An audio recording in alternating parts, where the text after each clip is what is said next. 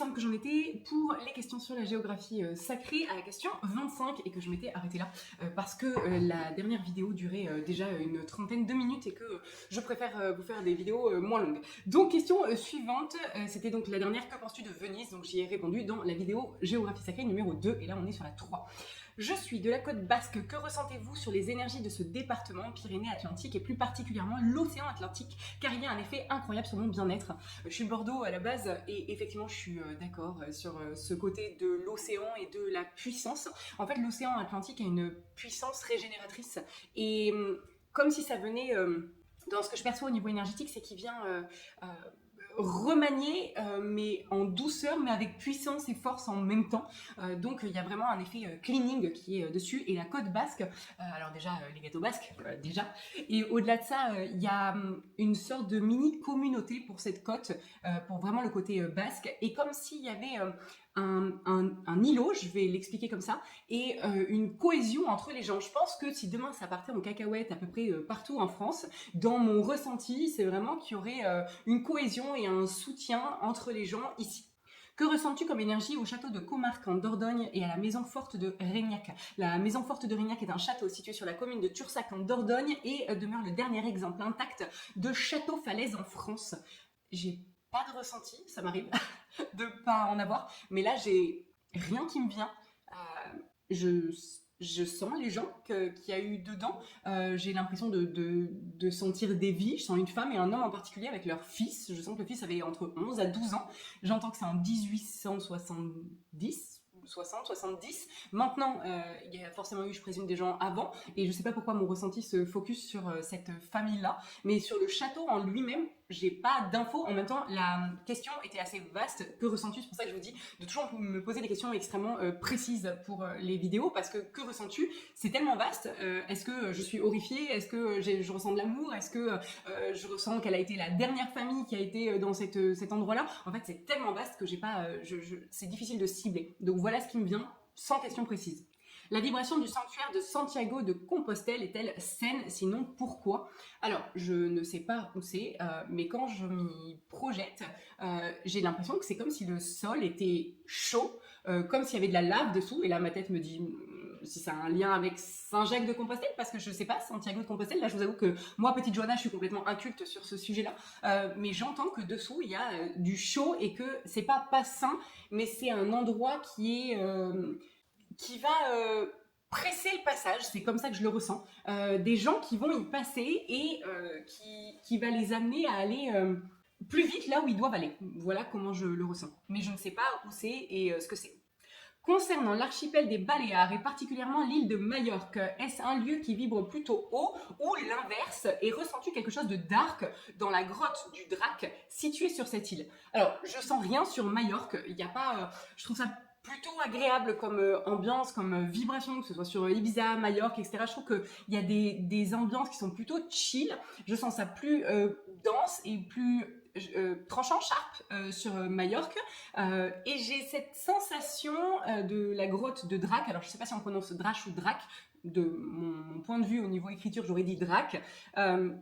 Je sens comme des gouttelettes. Alors je ne sais pas s'il y a des stalactites dans cette grotte-là. Sûrement, il y a plein de grottes où il y en a. Je sens des gouttelettes, je sens une nappe phréatique dessous. Et j'ai une sensation d'étouffement. J'irai pas. La question était, est-ce que tu sens quelque chose de dark dans cette grotte? Je sens pas que quelqu'un a utilisé l'eau pour faire des choses sales, mais j'ai l'impression, et là j'ai en clairaudience que visiblement il y a des choses qui sont passées en 1752 et 1861. Ah mais ça, s'il faut, c'était déjà avec... quand je vous parlais du château, s'il faut, j'étais déjà focus sur cette question sans même l'avoir lu. Ce qui arrive d'ailleurs, il y a plein de gens, petite parenthèse, qui quand je faisais des soins me disaient « Eh, t'as commencé le soin ?» Non, toujours pas. Ils me disaient parce qu'en fait j'ai des ressentis avant. Les corps bouddhiques, pour ceux qui ne connaissent pas, c'est une des pellicules de l'aura. Les corps bouddhiques se connectent avant que les corps physiques ne se rencontrent. Et du coup, il y a des fois connexion au niveau de la conscience collective, ce qui fait qu'on peut avoir des infos avant même qu'on les ait conscientisées. J'allais dire ce qui rejoint l'impression de déjà vu quand on est dans un endroit où une situation où on va se dire bah, j'ai déjà vécu cette situation-là. Attention parce qu'on peut pas tout mettre sur cet exemple-là en disant ça vient forcément de cette conscience qui a vécu la situation avant. Il y a aussi des biais cognitifs et des choses scientifiquement explicables. Donc je ne vais pas tout fourrer dans le même sac. Je reviens à ma grotte de Drac. J'ai l'impression qu'il s'y est passé des choses. En lien avec l'eau pour le coup. Tout à l'heure je disais je sens pas que qui que ce soit il fait quelque chose avec l'eau, et ben là j'ai l'impression que les gens à ces dates que je vous ai données ont utilisé la grotte comme pour, j'ai besoin de mes deux mains pour vous donner le ressenti que j'ai l'impression qu'il fallait condenser une énergie, et comme que le fait de la condenser, ça allait lui permettre de s'expanser par la suite. Donc une sorte de contriction avant la libération, je vais dire ça comme ça. Le méridien Saint-Michel m'intéresse. Saint-Michel est le bras armé de Marie. Selon la légende, la ligne sacrée représente le coup d'épée que l'archange Athéna au diable, ça c'est Kat qui a mis cette question, j'en suis certaine. D'ailleurs, sachez, si vous ne connaissez pas Kat, c'est une de mes copines, et Kat a une culture générale sur les Anunnaki, sur les méridiens, sur tellement de choses. Alors oui, il y a beaucoup de choses, parce que c'est ce qu'elle me dit à chaque fois qu'elle apprend sur la chaîne de Debout Barbelu, que je vous mettrai en barre d'infos si j'oublie pas. Mais c'est un puits de connaissances. Je la matraque depuis des années pour faire un podcast. Elle n'a toujours pas accepté. Alors, si vous voulez bien, dans les commentaires, dire Kat, il faut que tu fasses un podcast avec Johanna, parce que je suis persuadée que cette vidéo ou ce podcast, parce qu'elle ne veut pas se montrer sur les réseaux, chose que j'entends complètement, donc un podcast potentiellement, ça serait merveilleux. Donc motivez-la en commentaire s'il vous plaît, parce que j'ai vraiment envie qu'en 2024, elle franchisse ce cap. Donc sa question, je suis sûre que c'est la sienne, c'était le coup d'épée donc que l'archange Athéna au diable pour le renvoyer en enfer. Que s'est-il passé en vrai? Est-ce que Saint-Michel a vraiment renvoyé le diable en enfer? Est-ce qu'il reste des reliquats du diable à quelques endroits, des symboles par exemple? Est-ce qu'il y a des batailles dans quelques endroits par exemple? J'ai bien noté que selon toi cette ligne est une sorte d'union entre les pays traversés, mais qu'en est-il de l'histoire avec Saint-Michel? Ah ben, et à la fin il a signé 4. J'ai l'impression que ça a un lien avec Saint-Michel dans l'idée où ces pays... Donc j'essaierai de vous mettre une image soit là, peut-être de ce côté-là. J'ai l'impression que ces pays, avec ce méridien-là, ont été, comme je l'avais dit à Kat, visiblement, il y a déjà un moment, parce que j'oublie ce que je reçois comme clairaudience, que ces pays ont été regroupés et, je vais dire, appelés par Saint-Michel, et que, en fait, ces pays vont... je vais dire se soulever, je le ressens comme ça, qui vont se soulever pour pouvoir réveiller les gens, comme si c'était, ça me fait des frissons de partout, j'ai l'impression que c'est comme si en fait c'était des pays où il y allait avoir les 144 000, je ne sais pas si mon post sur Insta sera sorti à ce moment-là, mais s'il est sorti, je vous le mettrai en photo quelque part par là, c'est un post où je vous explique qui sont les 144 000, et si vous ne me suivez pas encore sur Insta, je vous encourage à aller me suivre pour les derniers posts qui sont programmés, parce qu'après ça je posterai quand j'en ai envie et plus par programmation. Et en fait, j'ai l'impression que ces pays-là sont en lien avec ces 144 000 et tu vois, on dit que le Saint-Michel, c'est le bras armé de Marie. Et ben moi, j'ai l'impression que ces pays-là, c'est là où il y a des pop-up, des naissances du bras armé de Dieu. Donc pas de Marie, pas de une personne, mais qu'il y a les... J'aime pas les appeler comme ça, les soldats de lumière, parce que moi, soldat, pour moi, c'est se battre. Alors que là, je vous avais dit dans la vidéo sur Michael qu'il appelait ça des éclaireurs, et je trouve ça assez juste. Donc, c'est des pays où, pour moi, il y a plus d'éclaireurs qu'ailleurs, et que ces gens-là vont permettre, comme si l'herbe poussait mieux à cet endroit, et que ça allait permettre de créer le chemin. Et créer le chemin ne vient pas de moi et vibre très très juste dans mon corps. Vous me direz en commentaire comment ça a vibré. Ces pays-là créent le chemin, et le chemin de quoi et de qui? Du retour de celui qui sera le sauveur de l'humanité. L'autre question, c'était est-ce qu'il y a des reliquats du diable à quelques endroits, des symboles par exemple? Oui. Mais pas forcément à ces endroits-là, et j'entends que l'endroit où il y en a le plus, c'est au début de la courbe, le méridien, si je dis pas de bêtises, il relie l'Israël à Dublin, je crois, c'est dans mes souvenirs, il faudrait que je le rechoppe. Je vous le mettrai dans tous les cas en image ici, et j'ai l'impression qu'au début de ce méridien, plus proche de chez nous, il y aurait plus de choses lourdes, physiquement parlant, terrestrement parlant, que sur la fin du méridien. Et l'autre question, c'était est-ce qu'il y a des batailles dans quelques endroits, par exemple? J'ai pas l'impression que ce soit des batailles, j'ai l'impression que en fait cette tranchée a permis, comme quand dans le jardinage, on fait des sortes de tranchées pour mettre les graines, en fait, pour qu'elles puissent pousser. Ben, j'ai l'impression que cette tranchée de Michel était une tranchée pour que les gens puissent pousser ce qui devait pousser et créer le chemin. Que penses-tu de la vibration de la cathédrale de Metz? Alors, je sais pas s'il y a une horloge, mais le premier truc que j'ai entendu, parce que moi je lis vos questions, mais je suis pas allée lire les questions avant, donc je n'ai pas fait mes recherches, donc je vous réponds avec ce que j'entends. J'entends qu'il y a une horloge, alors est-ce qu'elle est visible ou pas? Est-ce qu'elle est dedans, cachée, visible de tous ou pas? J'en sais rien. J'entends que cette horloge a quelque chose de particulier. À noter que notre petit Emmanuel est tout en train de dire qu'il est le gardien des horloges. Donc en rapport avec Chronos, je vous laisse aller faire vos recherches là-dessus et aller voir la chaîne de Debout Barbelu si jamais vous ne connaissez pas. Et j'ai l'impression que cette horloge a un lien avec... Alors est-ce que la cathédrale a une vibration mauvaise à la base? Je vais dire non, mais le lien avec cette horloge crée un lien avec des gens qui font des trucs pas forcément super clean. Donc j'ai l'impression qu'elle est un point relais, je vais dire ça comme ça, mais que pour autant, la cathédrale en elle-même, la construction, l'architecture n'a rien de mauvais, dans l'architecture en tout cas. Et pour le site mexicain de Tulum, alors le Mexique, pendant des années, à l'intérieur de moi, ça faisait oui mais non. Je sentais vraiment que c'était pas bon. Et là, j'ai l'impression que... avec le temps, je me dirais, ouais, why not, j'irais bien y faire un tour. Pour autant, j'irai pas à Tulum parce que c'est hyper touristique et que je suis vraiment pas fan des endroits trop touristiques où il y a trop... En fait, moi, je pars à l'étranger pour échanger avec la population locale, pas pour parler avec des blancs toute la journée. Donc, j'irai pas forcément. Je sens pas que c'est négatif. Je sens que comme beaucoup d'endroits comme Koh Samui, j'y suis allée parce que j'ai mon père là-bas, mais en fait, ça a été... chapeauté par les touristes. Je veux dire, maintenant la drogue est légalisée, enfin c'est devenu un peu nawak, et je sens que Tulum c'est un peu pareil, donc je vais pas dire que ça a une mauvaise vibration, je vais dire qu'il y a trop de touristes tout simplement. Y a-t-il des lieux énergétiques élevés en Martinique? Alors j'entends qu'il y a une montagne, enfin une montagne, je crois pas qu'il y ait des très hautes montagnes là-bas. Ma limitation en géographie fait que je ne suis pas assez calée, mais j'entends qu'il y a une montagne où en haut, ou dans la montagne, quand on monte, il y a une sorte de grotte, et que visiblement c'est un point de recueillement et d'élévation vibratoire et spirituelle. Notamment près de... Ah ben, j'avais pas lu la fin de la phrase. Notamment près de la montagne Pelée, visiblement. Même question pour la ville d'Auckland en Nouvelle-Zélande. Y a-t-il un lieu sain pour augmenter son énergie? Alors dans Auckland, je vais dire non. Autour de Auckland, dans le sud, j'entends que oui. Pareil, il y a un chemin de procession. C'est comme ça que je l'entends. Où je sens une montagne, en tout cas un endroit où il y a une montée.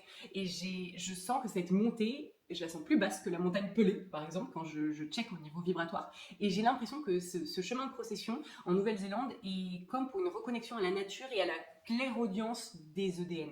Je sens ça comme ça. Vous dites ressentir que les montagnes du Sud, Pyrénées, entre autres, seront un refuge. Faites-vous allusion à la montée des eaux de la mer? Non, j'ai l'impression que ça va être en lien avec les gens et pas la nature.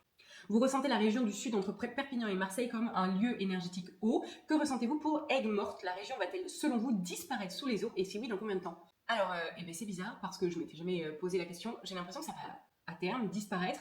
Maintenant, quand je pose la question, est-ce que ça va être de mon vivant? Ça me dit ça pourrait, mais pour l'instant, c'est pas prévu. Souvent, je vous explique que quand j'ai des infos en clairaudience, elles sont par rapport à aujourd'hui. Aujourd'hui, on est le 21 février quand je vous tourne cette vidéo, et les infos que j'ai sont par rapport à ce que les gens, l'état actuel des choses aujourd'hui et dans notre vie. C'est-à-dire que si demain tous les gens se soulèvent, décident d'être souverains et de plus du tout se soumettre à des autorités extérieures, ils vont changer leur vibration. Qui dit changement de vibration dit que l'ensemble de la planète va changer de vibration, puisque en fait l'extérieur est le reflet de l'intérieur. On connaît tous la théorie, mais on attend tous qu'il y ait quelqu'un qui change ou qui nous sauve à l'extérieur de nous. Et j'ai l'impression que par rapport à aujourd'hui, c'est une possibilité que ça disparaisse de mon vivant, mais qui n'est pas forte, puissante, actée, et que par contre, il est possible que ça disparaisse après. Désolée, j'ai été coupée par un appel, ensuite par la sonnerie. Autre question, est-ce que la Grande Tartarie a existé? Si oui, est-ce une civilisation ou un royaume? Quelle époque / territoire? Y avait-il des géants? Qui, quand, comment ça a été détruit? Alors là, il y a 6 questions en une. Alors, ma tête m'aurait dit, je ne sais pas ce que c'est, ça me fait penser à tout ce que vous voulez, de la nourriture, etc., mais pas à un territoire. Et quand je demande, ça me dit, oui, ça a existé sur un plan vibratoire autre. Dans ce que je ressens et qu'on me montre, c'est que c'est un plan vibratoire qui est parallèle au nôtre, et qu'il est, je vais dire, plus haut, si je devais dire plus haut, plus bas, etc.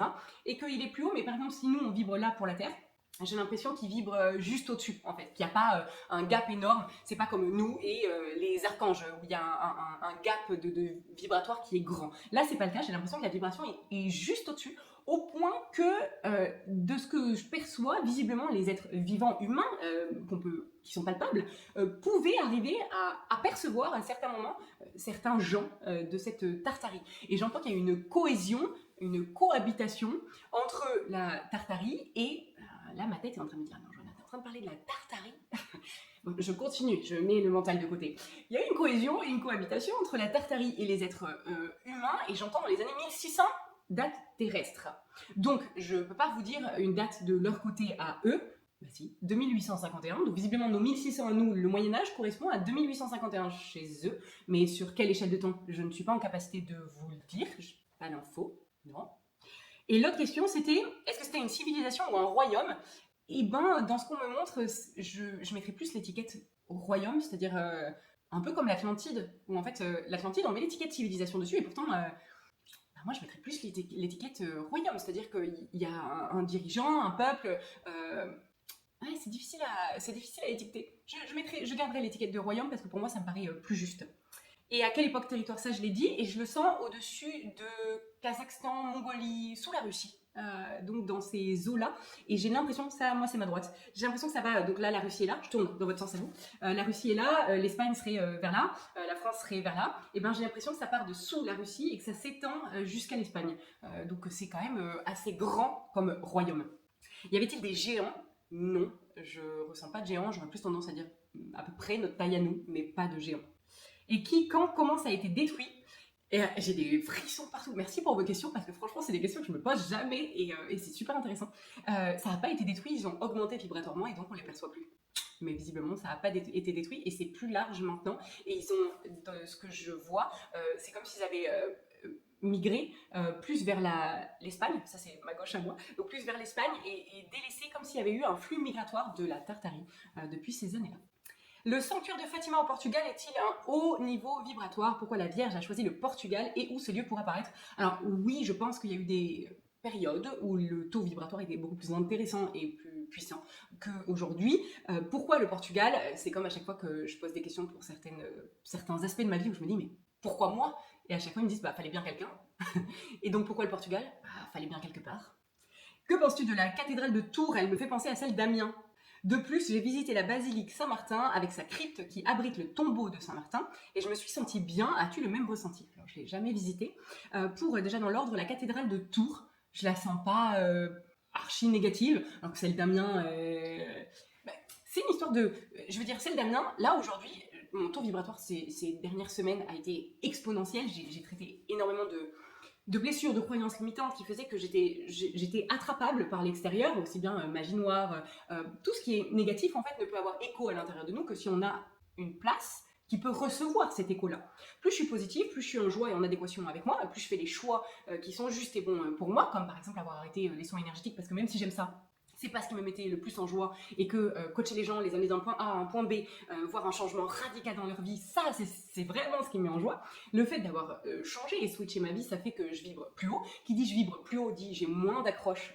L'extérieur, le négatif, le dark, vous le nommez comme vous voulez, a moins d'accroche, puisque la lumière annihile l'ombre, et que l'ombre ne peut exister et avoir accroche sur la lumière que si la lumière faiblit. Donc plus on vibre haut, moins le négatif a d'accroche sur nous. Et donc la cathédrale d'Amiens, qui je l'ai visitée il y a en 2020, en juin 2020, j'y étais allée si je dis pas de bêtises, je l'avais sentie extrêmement lourde, dark, j'avais été hyper parasitée par la suite, etc. Et ben aujourd'hui, je sens toujours qu'elle est utilisée pour faire des trucs qui sont sales. Mais alors, est-ce que j'irai la visiter aujourd'hui? Il y a une part de moi qui dit ouais, non. Alors, non, je n'irai pas volontairement, mais je me sentirais pas en insécurité d'aller la visiter, contrairement à ce qui aurait été le cas auparavant. Et Tours, je sens la même chose, où j'ai l'impression qu'elle a un ancrage qui est quand même assez puissant, qui est condensé, dense, et que cet ancrage, en fait, il peut avoir tendance à alourdir celui qui a déjà des parts de lui qui sont dans la possibilité d'être alourdies. Pour autant, j'ai pas l'impression qu'elle soit aussi lourde que celle d'Amiens. Pour l'autre question, la basilique Saint-Martin avec sa crypte qui abrite le tombeau de Saint-Martin, je ne l'ai jamais visité, et j'entends qu'effectivement il y a une sorte de protection et de cocooning et de côté protection. Je vais rester sur ce terme de protection parce que c'est celui qui me paraît être le plus juste. Caen, la ville aux 100 clochers, ville à vibration particulière. Oui, alors je ne suis jamais à Caen. Et j'entends que c'est pas pour rien qu'il y a ces clochers, que ça capte, ça me fait des frissons partout. Je sens que ça capte et que ça redistribue l'énergie, et qu'il y a j'emploierais le terme de capillarité et d'encensement, du terme encensé, d'encensement par capillarité. Et là, Mathilde me dit, c'est pas très français. Non, c'est pas très français. J'espère que vous comprendrez ce que j'essaie de vous faire passer. Comme je mets des mots sur des informations vibratoires. Donc, c'est des fois un peu difficile de se faire comprendre. Est-ce que la ville d'Ouradour-sur-Glane a été nettoyée? Les âmes sont-elles toujours sur les lieux et quel impact ce lieu a-t-il sur nous lors d'une visite? Pour ceux qui ne connaissent pas, Ouadour-sur-Glane, c'est un des endroits qui a été les plus amochés, on va dire ça comme ça, lors de la période avec les Juifs. Je vous lis, parce que j'ai une petite note dessous, le massacre d'Ouradour-sur-Glane et la destruction le 10 juin 1944 de ce village français de la Haute-Vienne, situé à environ 20 km au nord-ouest de Limoges, et l'assassinat de ses habitants, 643 victimes, par un détachement du 1er bataillon du 4e régiment de Panzer-Grenadiers d'Erfurt, appartenant à la division blindée SS Das Reich. C'est vraiment un génocide qu'il y a eu là-bas et en fait ça n'a pas été nettoyé, il y a encore beaucoup de sentiments d'incompréhension et de volonté de justice. J'allais dire vengeance et c'est pas juste, j'aurais dit de volonté de justice. Et du coup, qu'est-ce que ça fait si on va là-bas? Je me dis qu'un jour, il y a mon côté sauveur qui me dit un jour il faudra que j'y aille. Et puis pour les aider.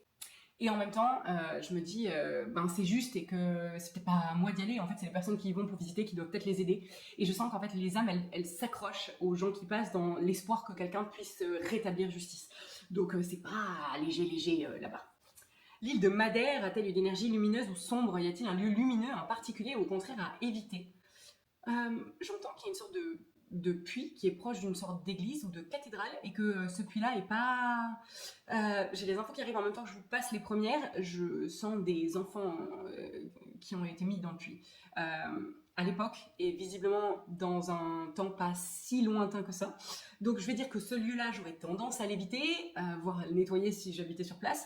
Maintenant, l'île en elle-même, je sens qu'elle cache des secrets et... c'est pas, je vais dire, elle est ni lourde ni légère, mais elle a quand même tendance à être plus du côté du c'est pas hyper léger, c'est pas l'endroit où on va aller déposer ses petites valises et passer ses petites vacances où on veut du léger, quoi. Il y a quand même un historique qui est assez lourd sur cette île-là de ce que je ressens. Penses-tu que l'endroit où l'on fête notre réveillon du 31 ainsi que l'énergie des gens qui nous entourent peut influencer et influer sur notre année? Oui! Je pense qu'on ne vit pas dans l'endroit où on vit par hasard, que l'on ne va pas dans le lieu où on va en vacances par hasard, que chaque lieu où on va dans l'espoir de vivre quelque chose n'est jamais un hasard. Et je pense que les personnes avec qui on fête des fêtes importantes, dont Noël, parce que Noël, même si c'est commercial, faut pas oublier qu'il y a derrière une reliance à Jésus, même si c'est pas du tout sa date de naissance. C'est le 3 août à 3h51. Et en l'an -4. -3 ou -4 -4.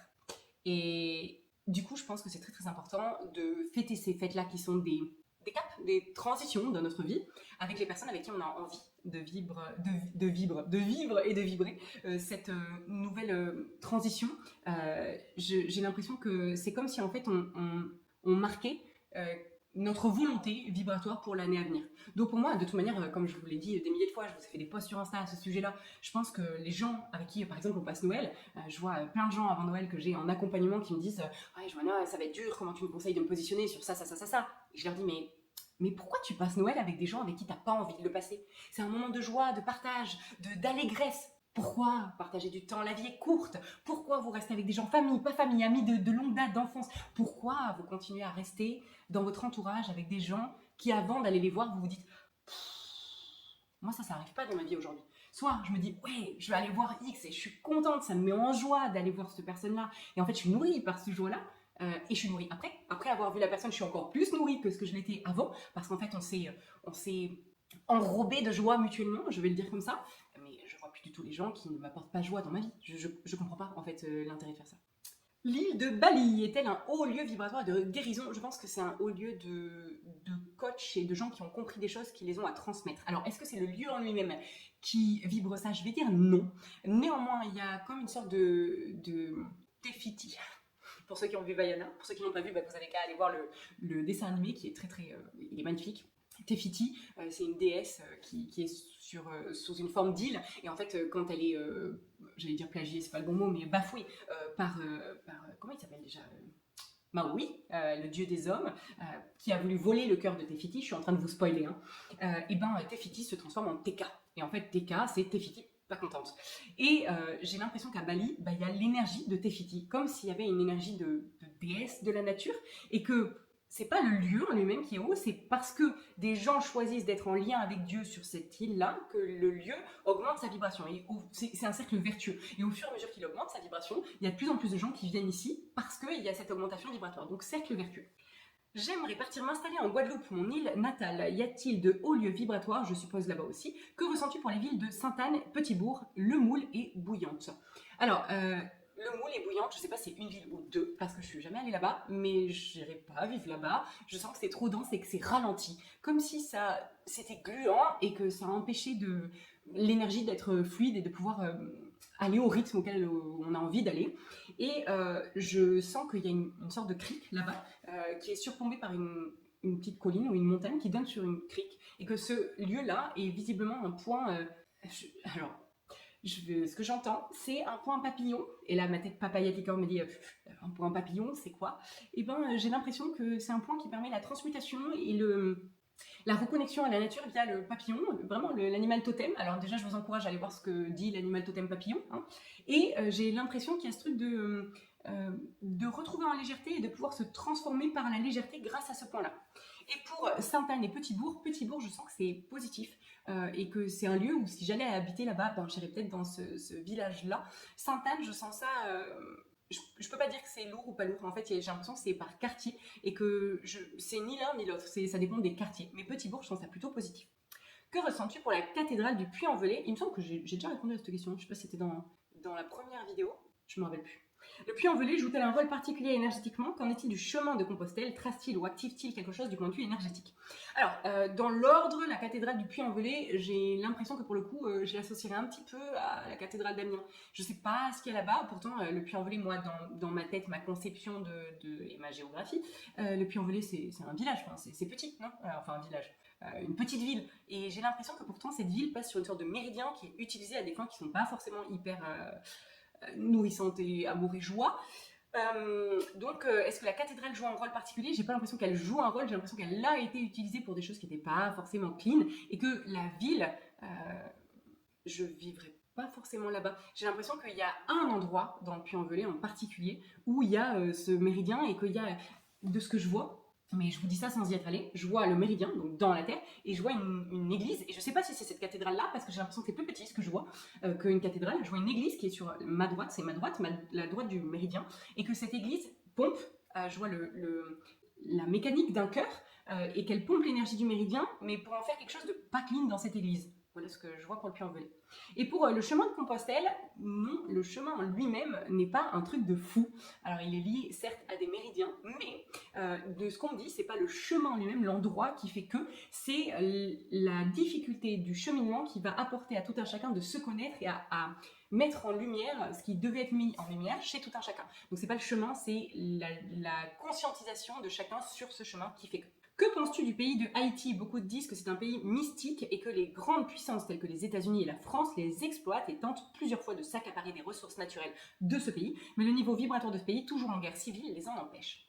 Je pense qu'il y a un truc chez les habitants, que c'est pas que le pays, les deux sont liés, mais je pense que c'est plus dans les mémoires transgénérationnelles des gens, où il y a cette densité et j'ai des frissons partout, une puissance d'assise. C'est comme ça que je le sens.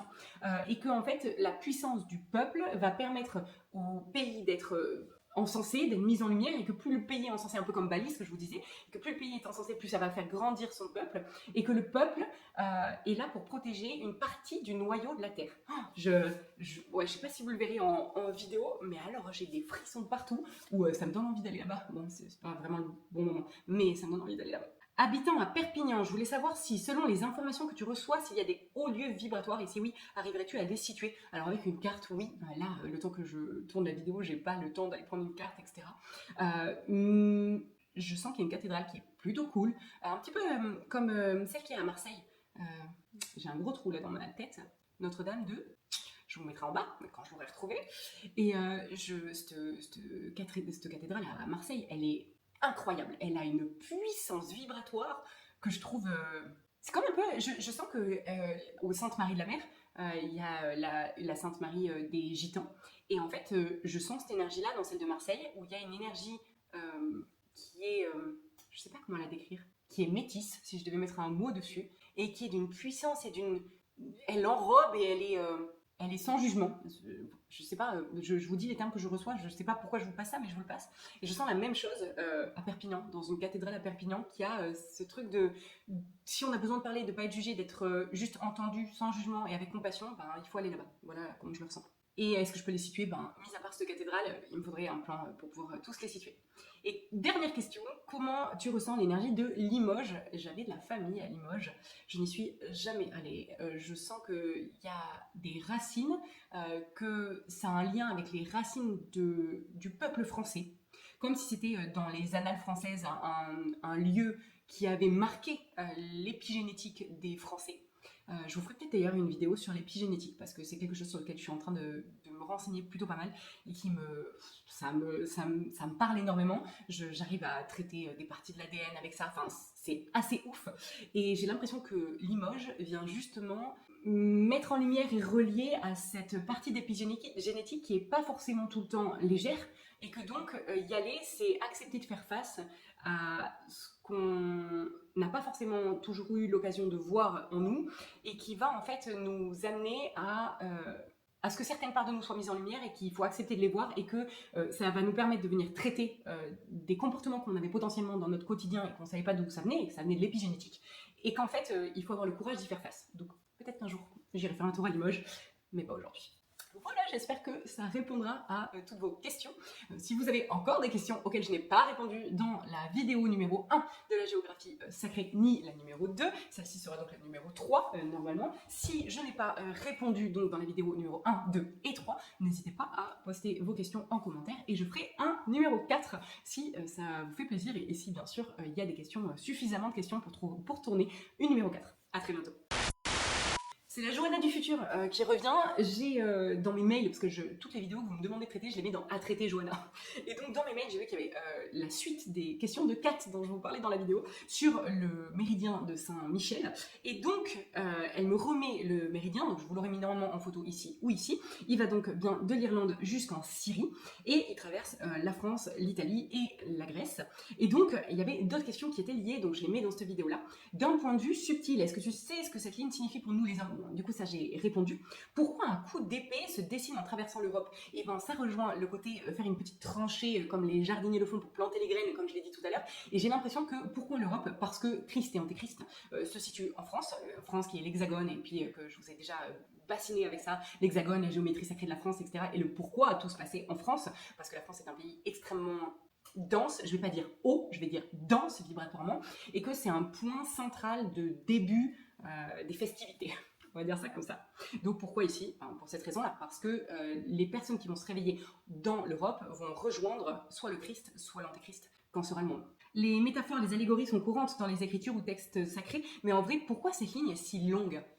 Et j'entends que ça reliait à l'époque, alors j'entends quand ça a été créé, et là il y a une part de moi qui me dit, ouais du coup quand? Parce que vu que ça s'est pas passé dans la réalité, bah, visiblement si, j'ai pas de...